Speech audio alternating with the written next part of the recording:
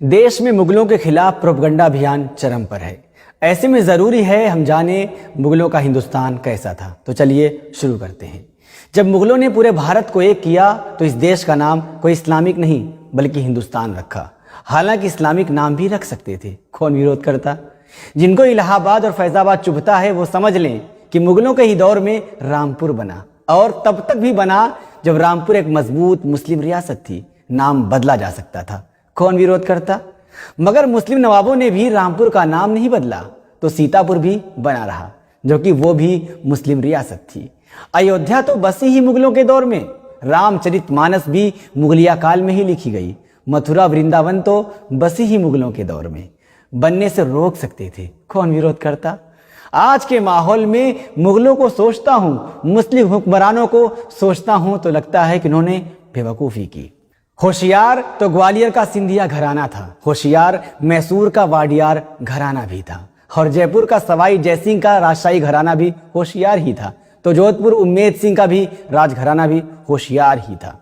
देश के साथ गद्दारी भी की और आज सबसे बड़े देशभक्त भी बनते हैं। टीपू सुल्तान हो या बहादुर शाह जफर, बेवकूफ़ी कर गए। कोई चिथड़े चिथड़े हो गया तो किसी को देश की मिट्टी भी नसीब नहीं हुई, और सबके वंशज आज भीख मांग रहे हैं। अंग्रेजों से मिल जाते तो वो भी अपने महल बचा लेते और अपनी रियासतें भी बचा लेते। वाडियार, जोधपुर, सिंधिया और जयपुर राजघराने की तरह उनके वंशज भी आज ऐश करते, उनके बच्चे भी आज मंत्री विधायक बनते। यह आज का दौर है। यहाँ भारत माता की जय और वंदे मातरम कहने से ही इंसान देशभक्त हो जाता है, चाहे उसका इतिहास देश से गद्दारी का ही क्यों ना हो। बहादुर शाह जफर ने जो 1857 के गदर में अंग्रेजों के खिलाफ पूरे देश की क़यादत की और उनको पूरे देश के राजा रजवाड़ों तथा बादशाहों ने अपना नेता माना। भीषण लड़ाई के बाद अंग्रेजों की छल कपट नीति से बहादुर शाह जफर हार गए और गिरफ्तार कर लिए गए। ब्रिटिश कैद में जब बहादुर शाह जफर को भूख लगी तो अंग्रेज उनके सामने थाली में परोसकर उनके बेटों के सिर ले आए। उन्होंने अंग्रेजों को जवाब दिया कि हिंदुस्तान के बेटे देश के लिए सिर कुर्बान करके अपने बाप के पास इसी अंदाज में आया करते हैं। बेवकूफ थे बहादुर शाह जफर। आज उनकी पुश्तें भीख मांग रही हैं। अपनी इस हिंदुस्तान की जमीन में दफन होने की उनकी ख्वाहिश भी पूरी ना हो सकी और कैद में ही वो रंगून और अब बर्मा की मिट्टी में दफन हो गए। अंग्रेजों ने उनकी कब्र की निशानी भी ना छोड़ी और मिट्टी बराबर करके फसल उगा दी। बाद में एक खुदाई में उनका वहीं से कंकाल मिला और फिर पहचान के बाद उनकी कब्र बनाई गई। सोचिए कि आज बहादुर शाह जफर को कौन याद करता है। क्या मिला उनको देश के लिए अपने खानदान की कुर्बानी से।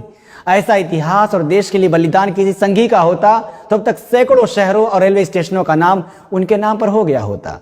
क्या इनके नाम पर हुआ कुछ?